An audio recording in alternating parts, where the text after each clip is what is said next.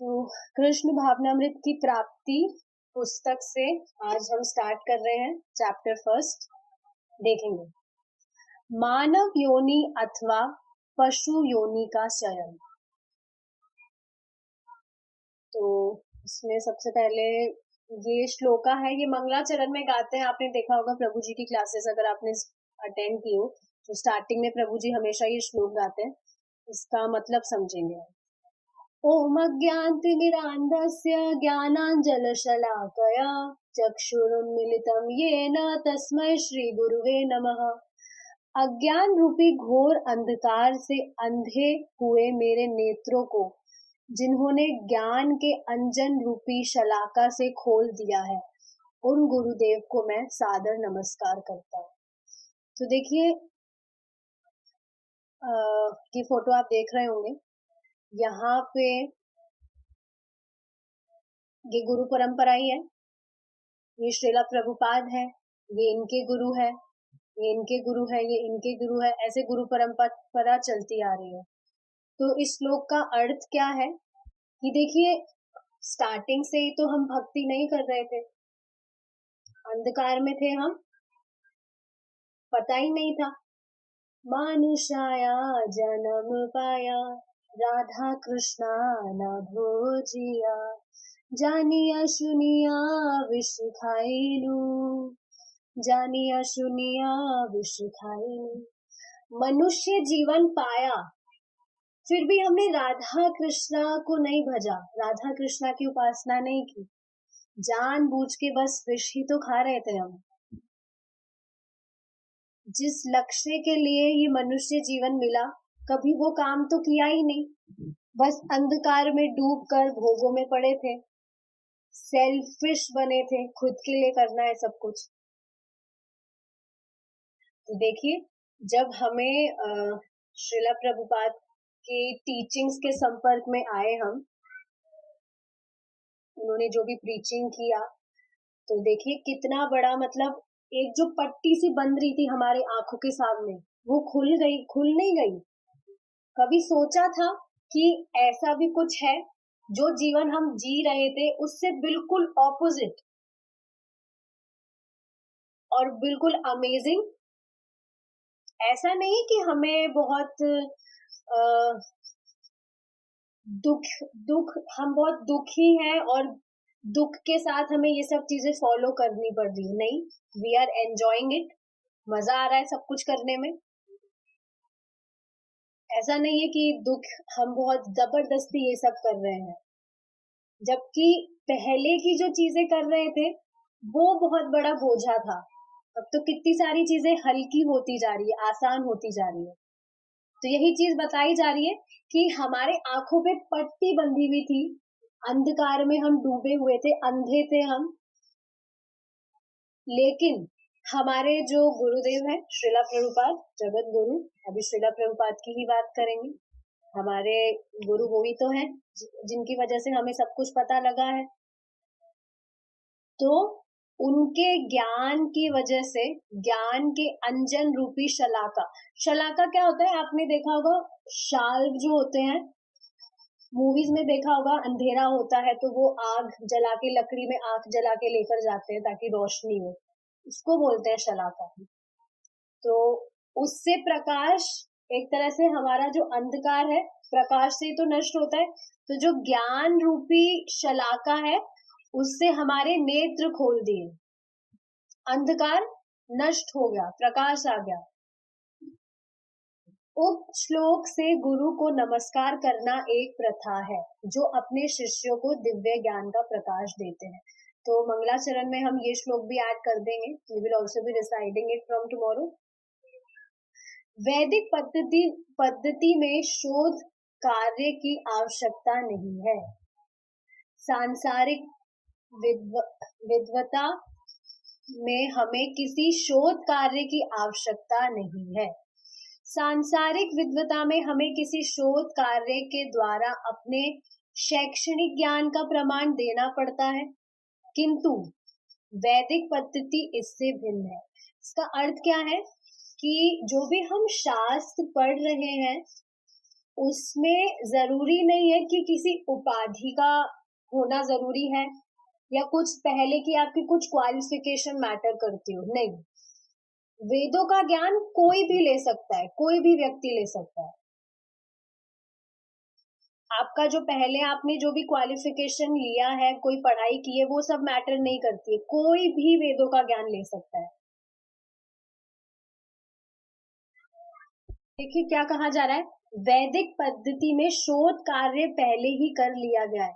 शोध का मतलब क्या है, रिसर्च करना।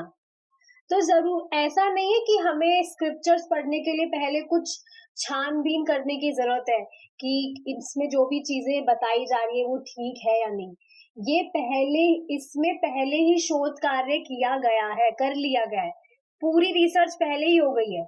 मतलब क्या है, आपको पहले ही पूरा सार बताया जा रहा है, इधर उधर की बातें कुछ भी नहीं है। जो मेन चीजें हैं वो ऑलरेडी शास्त्रों में है। ऐसा नहीं है कि बिना फालतू की एक्स्ट्रा चीजें भी उसमें डाल दी गई है जो हमारे काम की नहीं है, नहीं। पहले ही जैसे होता है ना, कोई फ्रूट है, उसका जूस उसमें से अच्छे से पहले ही एक्सट्रैक्ट कर लिया गया है और उसका जो पल्प है बेकार, उसको पहले ही हटा दिया गया है। तो ये जो शास्त्र है ये ऑलरेडी फ्रूट जूस है, ऐसा नहीं है इसमें कुछ कचरा वचरा है जिसको आपको हटाने की जरूरत है। वह ज्ञान परिपूर्ण है और उसे गुरु शिष्य परंपरा के द्वारा गुरु अपने शिष्य को केवल हस्तांतरित करते हैं। मतलब जो भी ज्ञान है उसको सिर्फ रिपीट करते हैं। ऐसा नहीं है अपना कुछ अलग से ऐड करना होता है या कुछ और इधर उधर की रिसर्च करनी होती, नहीं। जो चलता आया है बस उसको एज इट इज रिपीट करते हैं, जो भी गुरु है अपने शिष्य को। यही है गुरु शिष्य परंपरा, सिर्फ रिपीट करना है। शोध कार्य का प्रश्न ही नहीं उठता। शोध कार्य का मतलब समझ रहे हैं आप, रिसर्च। कुछ रिसर्च करने की जरूरत है ही नहीं, प्रश्न ही नहीं उठता है, क्योंकि जिन साधनों या उपकरणों से शोध कार्य किया जाता है वह कुंठित तथा अपूर्ण है। कितनी अमेजिंग चीज है। रिसर्च की जरूरत कहाँ पड़ती है, शोध कार्य की जरूरत कहाँ पड़ती है, जहां कोई चीज आधी अधूरी है या उसमें कुछ गलतियां हैं, दोष है, तभी तो रिसर्च की जरूरत पड़ती है या उसमें कुछ सुधार की जरूरत पड़ती है। लेकिन शास्त्र ऑलरेडी पूर्ण है, उसमें कुछ भी आधा अधूरा नहीं है, सब कुछ सुधरा हुआ है ऑलरेडी पहले से। अपने वर्तमान भौतिक अस्तित्व में हम प्रकृति के अनेक नियमों से बंधे हैं। सभी बद्ध जीव अपनी इंद्रियों की अपूर्णता के कारण चार दोषों के अधीन है। चार दोष हमने देखा था, देखिए सारी चीजें रिपीट होगी अब। क्या क्या चार चीजें हमने पढ़ी थी, क्या चार दोष है हमारी इंद्रियों में। एक तो हम एक तो इल्यूजन, भ्रमित हो जाते हैं हम। एक त्रुटियां होती है हमसे, वी कमिट मिस्टेक्स। और एक चीटिंग करने की प्रवृत्ति है। और एक और कुछ पॉइंट था, मैं भूल रही हूँ, इसमें अभी हम पढ़ेंगे। हाँ, हमारी इंद्रियों का ही दोष है, हमारी जो सेंसेस है वो अपूर्ण है। इसका हमने एग्जाम्पल लिया था कि अगर हम ठंडे हाथ से गर्म पानी में हाथ डालेंगे, ठंडे हाथ से नॉर्मल पानी में हाथ डालेंगे तो पानी हमें गर्म लगेगा, और गर्म हाथ से उसी नॉर्मल पानी में हाथ डालेंगे तो वो पानी ठंडा लगेगा। पानी सेम है पर हमारे हाथ ठंडा गर्म होने के कारण वो पानी हमें डिफरेंट लग रहा है। तो ये अपूर्ण इंद्रियां हैं, उनका दोष है। ठीक है, तो जो बद्ध जीव है वो इन चार दोषों के अधीन है। एक दोष तो यह है कि बद्ध जीव निश्चय ही त्रुटियां, गलतियां करता है। ऐसा कोई मनुष्य नहीं है जो त्रुटियां ना करता हो। उदाहरण के लिए भारत में महात्मा गांधी को एक महान व्यक्तित्व माना जाता था, किंतु उन्होंने भी त्रुटियां की। जिस सभा में वे मारे गए उसमें जाने से 5 मिनट पूर्व उनके विश्वस्त साथियों ने उन्हें वहां जाने से मना किया था, किंतु वे हट पकड़ गए। बद्ध दशा में त्रुटियां करना बड़ा स्वाभाविक है।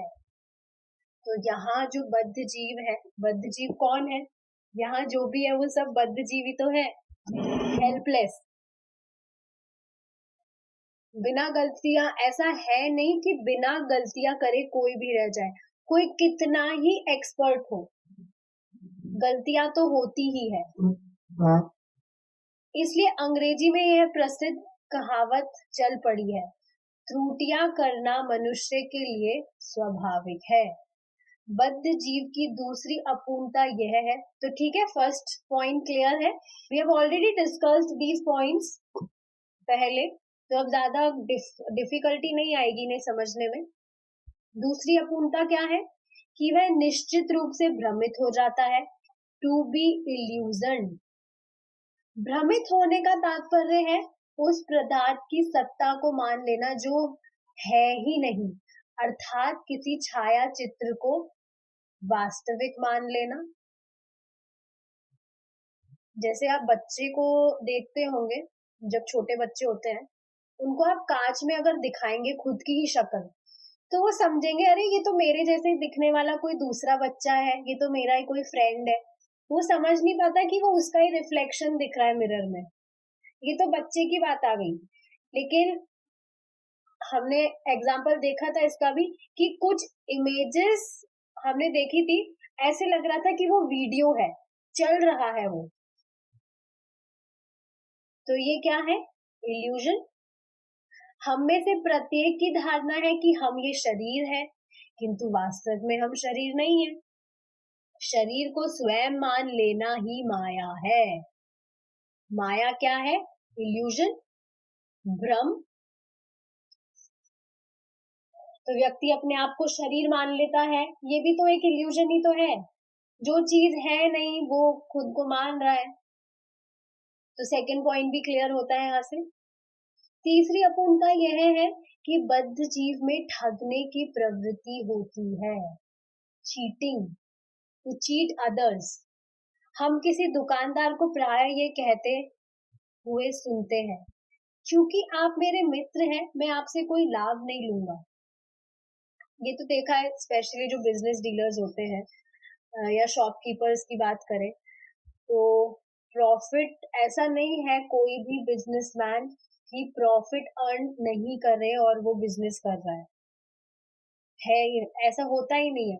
बिजनेस एक इकोनॉमिक एक्टिविटी है, उसमें कुछ अफेक्शन लव वगैरह नहीं देखा जाता, खुद का प्रॉफिट देखा जाता है। लेकिन जो व्यक्ति है क्या करता है, वो सामने वाले को आश्वासन देता है कि मैं तो आपके साथ कुछ चीटिंग नहीं कर रहा, मेरा तो जिसमें आया है मैं तो उसमें ही आपको दे रहा हूँ। किंतु वस्तुतः हम जानते हैं कि वह कम से कम 50% मुनाफा ले रहा है।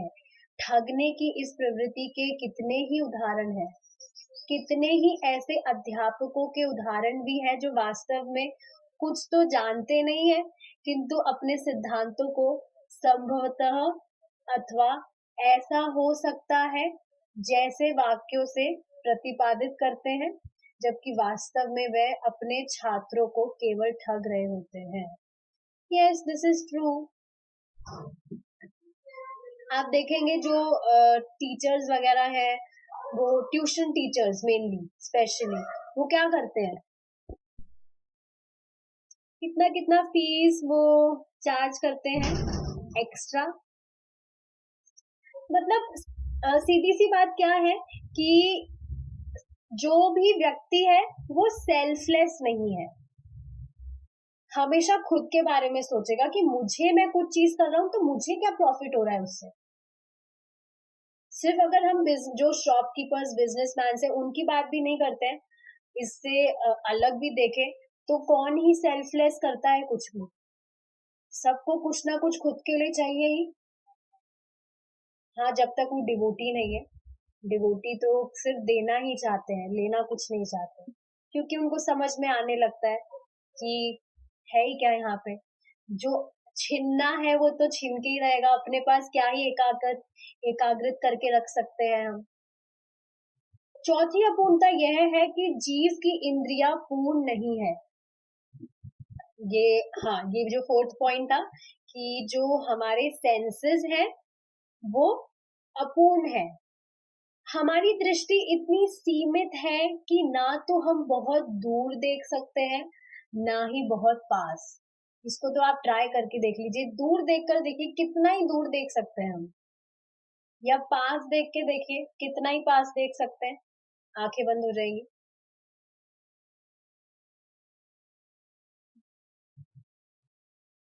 तो उसके लिए देखिए ये कुछ गैजेट्स वगैरह यूज किए जाते हैं ताकि व्यक्ति बहुत दूर देख सके या बहुत पास का देख सके, राइट।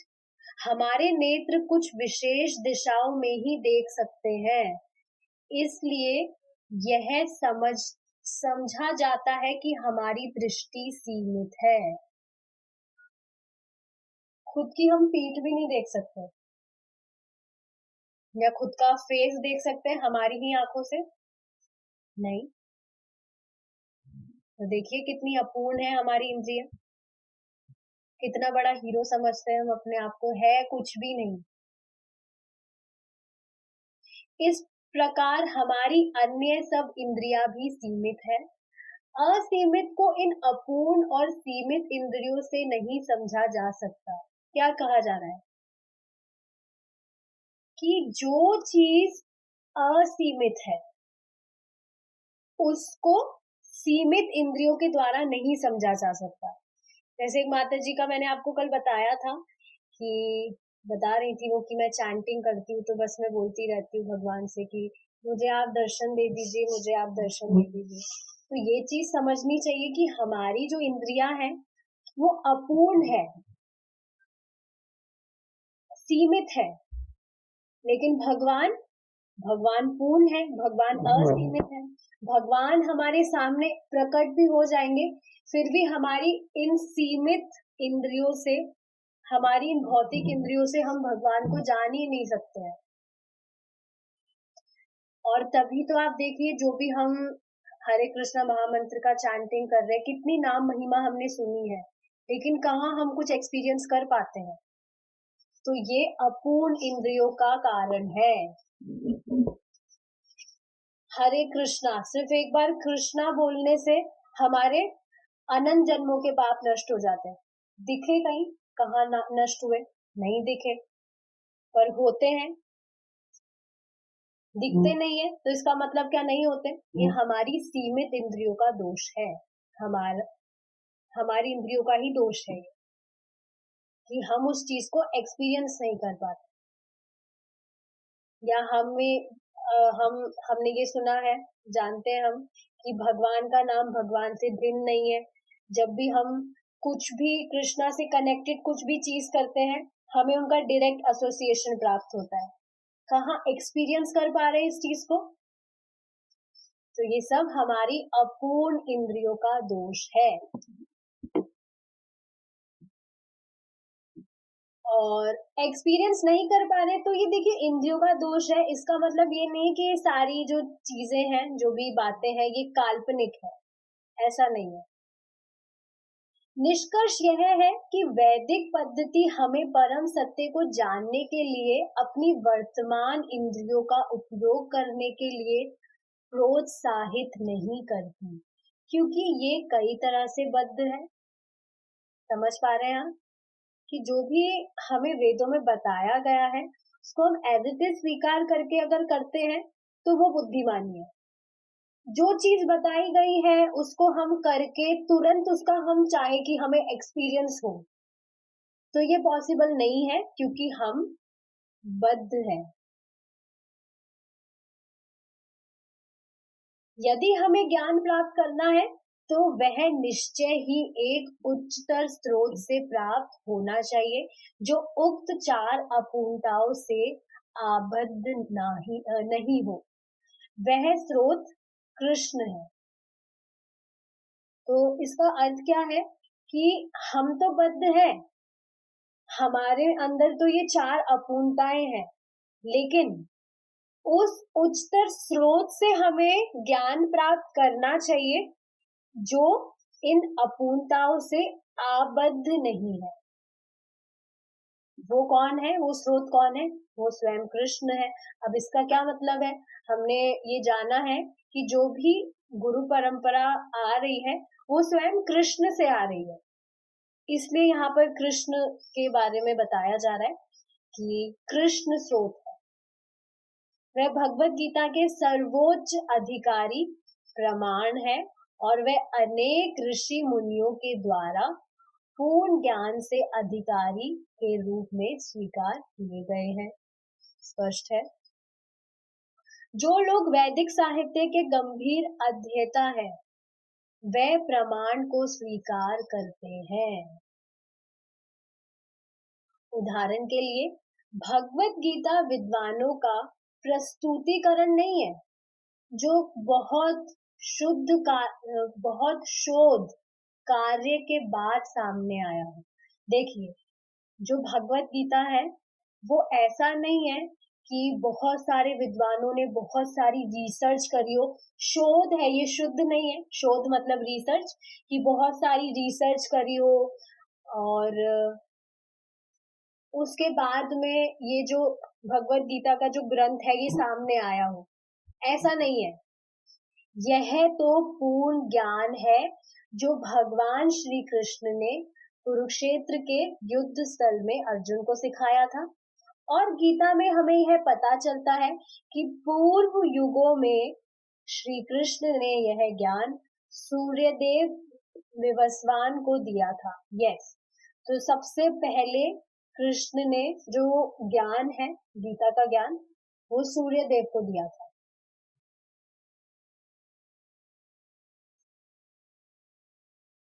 और अनादिकाल से गुरु शिष्य परंपरा से यह ज्ञान विवस्वान से लेकर आगामी पीढ़ियों को दिया जाता है।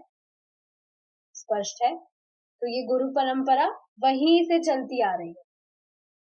अर्जुन को भगवान ने ज्ञान दिया था, सबसे पहले सूर्य देव को दिया था, लेकिन अर्जुन को बाद में दिया था जब अधर्म बढ़ने लगा था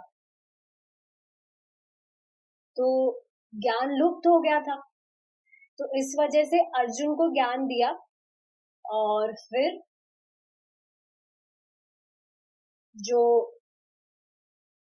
हम पढ़ते हैं भगवत गीता यथारूप, वो वही चीज है। ऐसा नहीं है सूर्य देव को कुछ अलग चीज बताई थी, उनको भी सेम ही ज्ञान दिया था, बट वो विलग होने के कारण उसको वापस से अर्जुन को दिया गया। यहाँ पे एक श्लोक है, इमं विवस्वते योगम प्रोक्तवान अहम अव्ययम विवस्वानम विवस्वान मनवे प्राह मनुरिक्ष्वाकु। फिर से पढ़ेंगे एक बार। इमं विवस्वते योगम प्रोक्तवान अहम अव्ययम विवस्वान विवस्वान मनवे प्राह मनुरिक्ष्वाकु अब्रवीत्। इमं विवस्वते योगम प्रोक्तवान अहम अव्ययम विवस्वान मनवे प्राह मनुरिक्ष्वाकु अब्रवीत्। श्री भगवान ने कहा, मैंने इस अविनाशी योग का उपदेश सूर्यदेव विवस्वान को दिया था। विवस्वान ने इसकी शिक्षा मानव जाति के पिता मनु को तथा मनु से फिर इक्ष्वाकु को दी थी। भगवत गीता 4.1। देखिए, मनु कौन है? जो पिता मनु है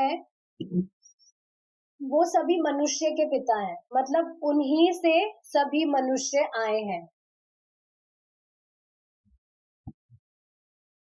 यदि हम गीता का अध्ययन आधुनिक शिक्षा से अर्जित ज्ञान से या अपने मस्तिष्क की कल्पनाओं के अनुसार करने लगे तो निश्चय ही हम त्रुटि करेंगे। और ऐसा ही होता है। जो प्रभुपाद की जो प्रभुपाद का जो पर्पस है, ट्रांसलेशन है, उसके अलावा जितनी भी दूसरे वर्जन्स है गीता के, उसमें त्रुटियां ही तो है। क्यों? क्योंकि जो लोग हैं उन्होंने अपने ज्ञान के अनुसार, अपने मस्तिष्क की कल्पनाओं के अनुसार उसको उसमें चेंजेस करे हैं, तो उसमें दोष है, त्रुटियां ही त्रुटियां हैं उसमें। भगवत गीता को इस प्रकार से समझ पाना संभव नहीं है। इसके लिए सावधानी पूर्वक अर्जुन के पद चिन्हों का अनुसरण करना आवश्यक है। पूर्व योगों में मनगढ़ंत व्याख्याएं और कपोल कल्पनाओं के कारण गीता का वास्तविक तात्पर्य लुप्त हो गया है। ये बिल्कुल स्पष्ट बात है कि लोग दूसरे जो भी गीता पढ़ते हैं उसमें त्रुटियां हैं, इस कारण तो उनमें कुछ चेंजेस आते नहीं है। इसके अलावा जो प्रभुपाद की भी जो गीता है, Bhagavad Gita as it is, उसको भी यदि व्यक्ति अपने आप से पढ़ने का प्रयास करता है तो कहाँ ही समझ पाता है। हमेशा जो ग्रंथ है वो हमें गाइडेंस में पढ़ने चाहिए। क्यों? क्योंकि क्या होता है, हम अगर खुद से कुछ पढ़ने का ट्राई करते हैं तो हमें जितनी बुद्धि होती है हम उतना ही समझ पाते हैं, कहाँ हम उसको और इलैबोरेटिव वे में समझ पाते हैं। तभी तो आप देखिए, अगर ये बात सही नहीं है तो आप देखिए बचपन में स्कूल कॉलेजेस क्यों भेजते हैं, नहीं तो टेक्स्ट बुक्स पकड़ा देते घर पे कि हाँ टेक्स्ट बुक है, अपने आप पढ़िए, एग्जाम देकर आ जाइए। पर नहीं, बच्चा अपने आप से नहीं पढ़ सकता है, उसमें इतनी कैपेबिलिटी नहीं होती है कि अपने आप से वो सारी चीजें समझे। इस वजह से टीचर से पढ़ा जाता है। तो उसी तरह से जो भी शास्त्र है वो हमें गाइडेंस में पढ़ना चाहिए, तभी समझ पाएंगे ठीक ठीक। इसलिए श्री कृष्ण ने अर्जुन को उपदेश देकर उन्हें पुनः स्थापित किया। एवं परंपरा प्राप्तम इमं राजर्षयो विदुः सकालेन महता योगो नष्टः परन्तप स एवायं मया तेद्य योगः प्रोक्तः पुरातनः भक्तोऽसि मे सखा चेति रहस्यं एतदुत्तमम्। हे परंतप अर्जुन, यह परम विज्ञान इस प्रकार गुरु शिष्य परंपरा के द्वारा प्राप्त हुआ और राजर्षियों ने इसी विधि से उसे जाना। तो देखिए, जो गुरु परंपरा चलती आ रही है उसकी व्याख्या यहाँ पर हो रही है कि कैसे स्वयं भगवान से ज्ञान गुरु परंपरा में ट्रांसफर हो रहा है, रिपीट हो रहा है। तो जो भगवान है वो अर्जुन को यही चीज बता रहे हैं कि ये जो परम विज्ञान है इस प्रकार गुरु शिष्य परंपरा के द्वारा प्राप्त हुआ और राजर्षियों ने इसी विधि से उसे जाना, परंतु काल कर्म से वह परंपरा खंडित हो गई। अब समझ पा रहे हैं आप कि अर्जुन को दोबारा से ज्ञान क्यों दिया गया? क्योंकि काल कर्म से जो परंपरा है वो खंडित हो गई। तो इस वजह से भगवान ने वापस से अर्जुन को चुना था गीता ज्ञान देने के लिए, जिससे यह विज्ञान अपने यथार्थ रूप में लुप्त प्राय हो गया। परमेश्वर से हमारे संबंध का वही प्राचीन विज्ञान आज मैंने तुमसे कहा है। अब क्लियर हो गया होगा कि भगवान ने दोबारा से अर्जुन को क्यों ज्ञान दिया?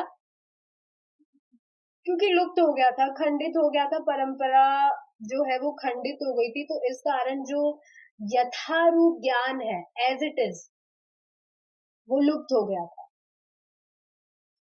हमारा भगवान से जो संबंध है देखिए वो हमेशा से ही है।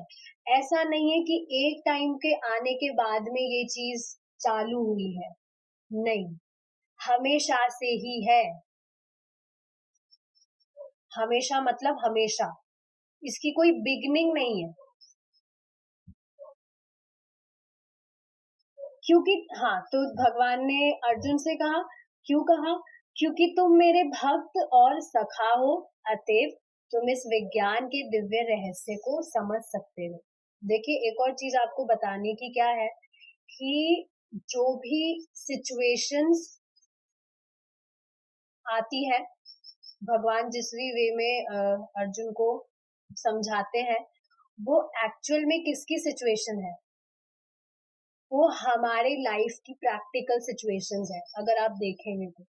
अभी तो गीता हमने स्टार्ट नहीं की है, बट मैं आपको बता रही हूँ कि गीता में जो भी चीजें भगवान बता रहे हैं, जो भी ज्ञान दे रहे हैं, उसमें जैसी भी सिचुएशन में जो भी बता रहे हैं, वो हमारी ही लाइफ की प्रैक्टिकल सिचुएशंस है। अर्जुन को तो सिर्फ एक मीडियम बनाया भगवान ने, ताकि ये ज्ञान हम तक पहुंच सके। और जो गीता का ज्ञान है वो एवर फ्रेश है। ऐसा नहीं है कि चेंज टाइम की जैसे जैसे चेंज होता है तो ये जो ज्ञान है भगवान का, जो गीता ज्ञान है, ये उसमें अडप्ट नहीं हो पाता। ऐसा नहीं है। चाहे से कितना ही जो जनरेशन है वो आगे चले जाए, चाहे से कितनी ही जो कंट्रीज है वो सो कॉल्ड डेवलप हो जाए,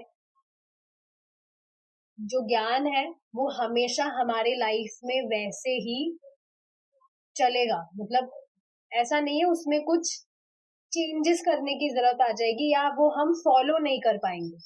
हमेशा के हमेशा ही वो वैसे ही फॉलो होएगा, कितना ही टाइम चेंज होता रहे। तो ये भगवत गीता के 4वें अध्याय का सेकंड और थर्ड श्लोक है। अतः स्पष्ट है कि जो कोई व्यक्ति अर्जुन का अनुगमन करते हुए भक्ति भाव से श्री कृष्ण की ओर अग्रसर होता है। इसका अर्थ क्या है? क्या किया था अर्जुन ने? Complete surrender. आप देखेंगे स्टार्टिंग में जब अर्जुन खुद का दिमाग लगा रहे थे तो कितने परेशान हो रहे थे। महाभारत तो सबने देखी है, गीता नहीं पढ़ी तो उसमें तो याद आ ही रहा है ना आपको कि कैसे अर्जुन परेशान हो रहे थे जब खुद का दिमाग लगा रहे थे। कैसे उन्हें सारी चीजें परेशान कर रही थी, अटैचमेंट्स या कुछ भी हानि लाभ वो देख रहे थे, कैसे सारी चीजें उन्हें परेशान कर रही थी। बट जैसे ही उन्होंने सरेंडर किया भगवान को, सरेंडर का मतलब क्या होता है कि जो भी हम काम करेंगे हम करेंगे, लेकिन उससे जो भी फ्रूट्स हमें मिलेंगे, मतलब उसका जो भी रिजल्ट आएगा, फल, वो हम कुछ एक्सपेक्ट नहीं कर रहे। हमने भगवान पे छोड़ दिया है कि भगवान जैसा जो मिलना होगा आपके हाथ में है, आप जैसा देंगे I will accept that as it is. मुझे कुछ मतलब नहीं, क्योंकि मैं तो करता वैसे भी नहीं हूँ। मेरे सोचने ना सोचने से क्या होगा? मेरे सोचने से तो वैसे भी चीजें वैसी नहीं होगी। जैसा आप चाहेंगे वैसा ही होता है, तो क्यों ही अपना दिमाग लगाऊंगा मैं? तो बुद्धिमानी क्या है? हम भगवान को सरेंडर कर दे कि आप जैसा चाहेंगे वैसा होगा, मैं तो बस मेरा काम करूंगा। और सही में जब आप सरेंडर करना सीख जाएंगे, आप देखेंगे आपके कंधों पे जो बोझा लेकर आप घूम रहे थे कितना हल्का हो जाएगा, बहुत लाइट फील करेंगे आप। इस बोझ के कारण ही तो दबा हुआ है व्यक्ति, क्योंकि सरेंडर करना नहीं सीख रहा है। बहुत ज्यादा हल्का फील करेंगे। और डिवोटीज ऐसा कर भी रहे हैं, बताते हैं कितना अच्छा फील हो रहा है, इजी होता जा रहा है सब कुछ। क्यों कृष्णा पे छोड़ रहे हैं? कृष्णा आप देखिए, हमारे हाथ में कुछ नहीं है। न पहले था, पहले तो कितनी मूर्खता की है अपने आप से चीजों को हैंडल करने का, हुआ तब भी कुछ नहीं। तो अब क्यों हम वापस से मूर्खता करेंगे? तो यही चीज बताई जा रही है कि अर्जुन का अनुगमन करते हुए भक्ति भाव से श्री कृष्ण की ओर अग्रसर होता है, मतलब कृष्णा के इंस्ट्रक्शंस को फॉलो करता है, वही भगवत गीता और अन्य समस्त वैदिक साहित्यों का तात्पर्य समझ सकता है। वेद 4 प्रकार के हैं, सामवेद, ऋग्वेद, यजुर्वेद और अथर्ववेद। उपनिषद 108 है, जैसे ईशोपनिषद, कठोपनिषद, तैत्तिरीय उपनिषद इत्यादि। वैदिक साहित्य में वेदांत सूत्र, श्रीमद् भागवतम और भगवद गीता भी सम्मिलित है। यह साहित्य किसी विशेष मानव समुदाय के लिए नहीं, अपितु समस्त मानव समाज के लिए है। संपूर्ण मानव समाज इस मानव जीवन को परिपूर्ण बनाने के लिए वैदिक ज्ञान का लाभ उठा सकता है। जैसा पहले बताया जा चुका है, मानव जीवन इंद्रिय तृप्ति के लिए नहीं है। देखिए, ये आपको दिख रहा है कितनी सारी जो भी व्याख्या यहाँ पर की है कि इतने सारे उपनिषद है, इतने सारे वेद हैं, इतने सारे वेदांत सूत्र हैं, लेकिन लास्ट में क्या बात की जा रही है कि इन सभी चीजों का जो सार है वो क्या है? गीता भागवतम। आप देखेंगे अभी मैंने आपको जो सीक्वेंस दिखाया था उसमें क्या ये सब चीजें थी? वेद, उपनिषद कुछ भी तो नहीं था उसमें, सिर्फ श्रीला प्रभुपाद की सारी बुक्स हैं और फिर थर्ड कैटेगरी में गीता, भागवतम, चैतन्य चरितामृत वगैरह है। तो एक्स्ट्रा चीजें कुछ पढ़ने की जरूरत नहीं है। तो यही चीज बताई जा रही है कि जो भी व्यक्ति है सिर्फ ये ज्ञान प्राप्त करके अपने पूरे जीवन का लाभ उठा सकता है। मतलब सिर्फ गीता भागवतम का ज्ञान लेके, ऑफ कोर्स स्मॉल बुक्स उसका कोर है, we can not directly jump on Gita Bhagavatam, समझ नहीं आएगा कुछ, ऑर्डिनरी बुक्स नहीं है ना। तो इसलिए हम स्मॉल बुक्स पहले पढ़ रहे हैं ताकि हमारा बेसिक एकदम स्ट्रांग हो जाए। बेसिक स्ट्रांग हो गया तो गीता भागवतम बहुत स्मूथली समझ में आएगी। अभी आप देखिए ना, हम जो भी चीजें डिस्कस कर रहे हैं, अगर गीता अभी हम पढ़ रहे होते कितना हैवी हो जाता चीजों को समझना, समझ ही नहीं पाते, सब ऊपर से जाता। तो इस वजह से जरूरी है कि हम बेसिक चीजों को समझें। हाँ, तो ये चीज बताई जा रही है कि संपूर्ण मानव समाज इस मानव जीवन को परिपूर्ण बनाने के लिए वैदिक ज्ञान का लाभ उठा सकता है। जैसा पहले बताया जा चुका है, मानव जीवन इंद्रिय तृप्ति के लिए नहीं है। आप देखेंगे इंद्रिय तृप्ति जो है, सेंस ग्रेटिफिकेशन, आहार, निद्रा, भय, मैथुन, sleeping, eating, mating and defending, इसमें खर्चा कितना होता है? प्रभु जी बताते हैं ये खर्चा तो सब इन चीजों में होता ही है। और आप भक्ति देखिए, खर्चा तो होता है इंद्रिय तृप्ति में, हमारी प्लस एनर्जी वेस्ट होती है, मनी वेस्ट होता है, टाइम खराब होता है, वो अलग। फिर भी क्या होता है, व्यक्ति डिससेटिस्फाइड ही होता है, परेशान ही होता है। कहाँ सेटिस्फैक्शन मिलता है इन चीजों से? और आप भक्ति का देखिए, अब कुछ भी एकदम फ्री कॉस्ट है, इसमें आपको कुछ पेमेंट देने का जरूरत नहीं होता है, और शांति कितनी मिलती है, कितनी लाइफ ट्रांसफॉर्म होती जा रही है।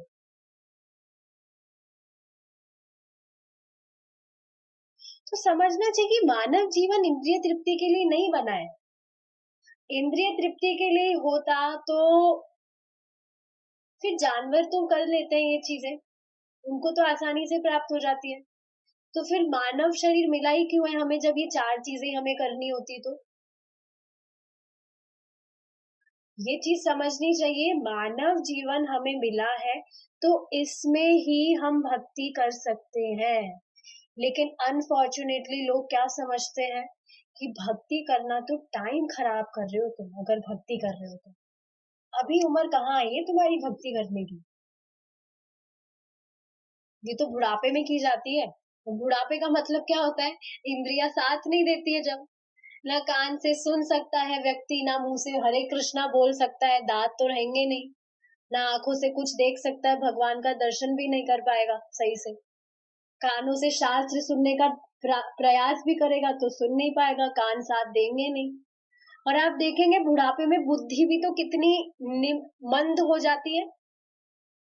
अभी हमारी जो कैचिंग पावर है चीजों को समझने की, क्या बुढ़ापे में भी ऐसी रहेगी?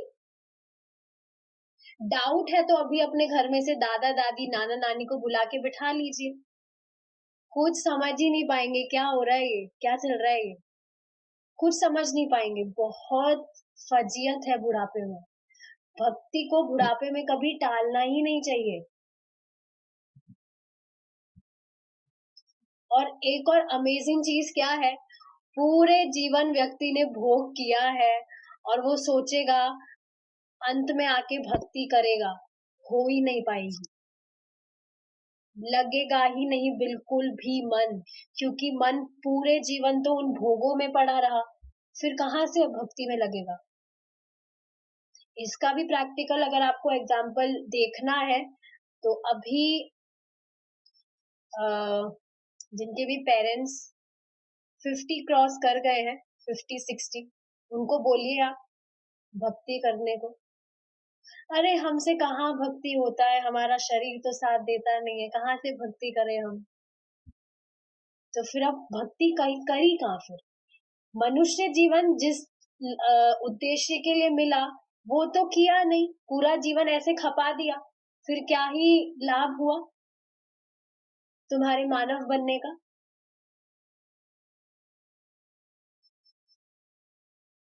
समझना चाहिए। अभी तो इसका लक्ष्य श्री भगवान, ब्रह्मांड और स्वयं को जानना है। इस ही योनि में हम ये चीज जान सकते हैं, और मानव योनि के अलावा किसी भी योनि को देख लीजिए आप, कोई भी योनि, स्पीशी, जान सकते हैं हम हमारा रिलेशनशिप दूसरी जो योनियां है, क्या वो जान सकती है भगवान कौन है, क्या लक्ष्य है? कुछ नहीं जान सकते। है वो भी आत्मा, पर बॉडी वो मिला है, कॉस्ट्यूम वो मिला है, वैसी ही बुद्धि मिली है, तो कहाँ से समझ पाएगा। तो ये चीज समझनी चाहिए कि जो हमें मनुष्य देह मिला है उसमें ही हम ये चीज कर सकते हैं। वैदिक साहित्य से हम समझ सकते हैं कि यह भौतिक जगत भगवान की संपूर्ण सृष्टि की एक आंशिक अभिव्यक्ति मात्र है। मतलब भगवान से कुछ भी इंडिपेंडेंट नहीं है, सारी जितनी भी संपूर्ण सृष्टि है वो एक भगवान का अंश मात्र ही है, भगवान से अलग कुछ नहीं है, भगवान के अंदर ही पूरी सृष्टि है। श्री भगवान ही सृष्टि के बृहत्तर अंश का दर्शन वैकुंठ के आध्यात्मिक जगत में होता है। इस भौतिक प्रकृति के परे एक श्रेष्ठ आध्यात्मिक प्रकृति है, जैसा कि श्री कृष्ण भगवद गीता में कहते हैं,